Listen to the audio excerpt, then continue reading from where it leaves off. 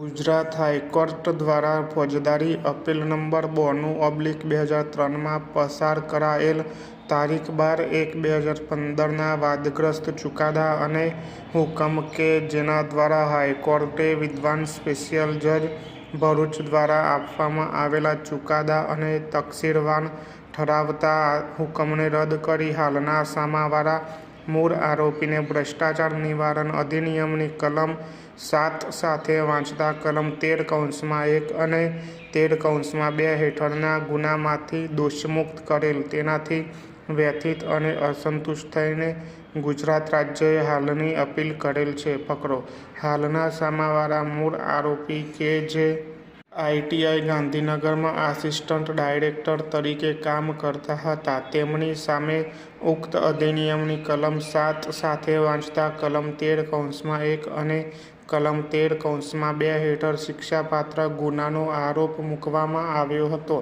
ભરૂચના વિદ્વાન સ્પેશિયલ જજે સંપૂર્ણ ટ્રાયલ કરી અને રેકોર્ડ પરના તમામ પુરાવાઓને ધ્યાનમાં લીધા બાદ વિગતવાર ચુકાદો અને હુકમ પસાર કરી ઉક્ત અધિનિયમની કલમ 7 સાથે વાંચતા કલમ 13(1) અને 13(2) હેઠળ આરોપીને તકસીરવાન ઠેરવ્યા હતા. વિદ્વાન સ્પેશિયલ જજે આરોપીને દોષિત જાહેર કરી ઉપરોક્ત ગુના માટે તકસીરવાન ઠેરવ્યા હતા અને 5 વર્ષની કેદ અને રૂ10,000ના દંડની સજા ફટકારેલ છે.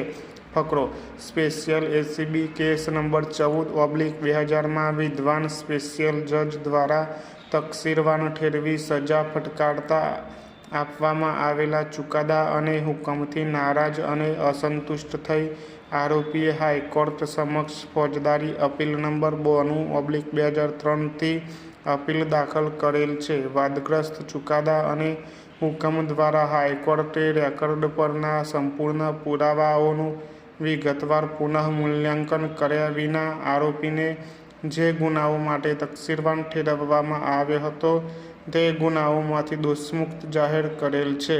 હાઈકોર્ટ દ્વારા દોષમુક્તિના વાદગ્રસ્ત ચુકાદા અને હુકમથી નારાજ અને અસંતુષ્ટ થઈ ગુજરાત રાજ્યએ હાલની અપીલ દાખલ કરી છે. ફકરો: ગુજરાત રાજ્ય તરફે ઉપસ્થિત વિદ્વાન વકીલ સુશ્રી પ્રિયંકા અને સામાવાળા આરોપી તરફે ઉપસ્થિત વિદ્વાન senior advocate Shri JS Khatri અને વિદ્વાન વકીલ શ્રી હરેશને સાંભળ્યા છે.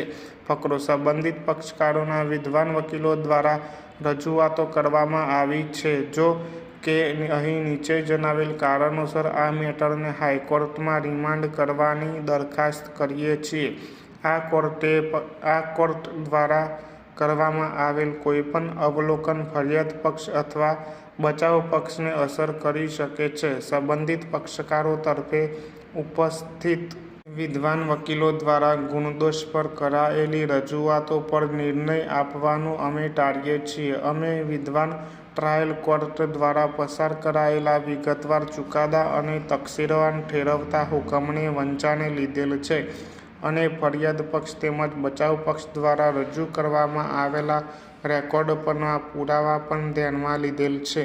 તકસીરવાન ઠરાવતા ચુકાદા અને હુકમ સામેની ફોજદારી અપીલમાં હાઈકોર્ટે સિદ્ધાંતોનું અનુસરણ કરેલ છે કે કેમ તે સુનિશ્ચિત કરવા માટે અમે હાઈકોર્ટ દ્વારા અપાયેલા વાદગ્રસ્ત ચુકાદા અને દોષમુક્તિના હુકમનો અભ્યાસ કર્યો છે.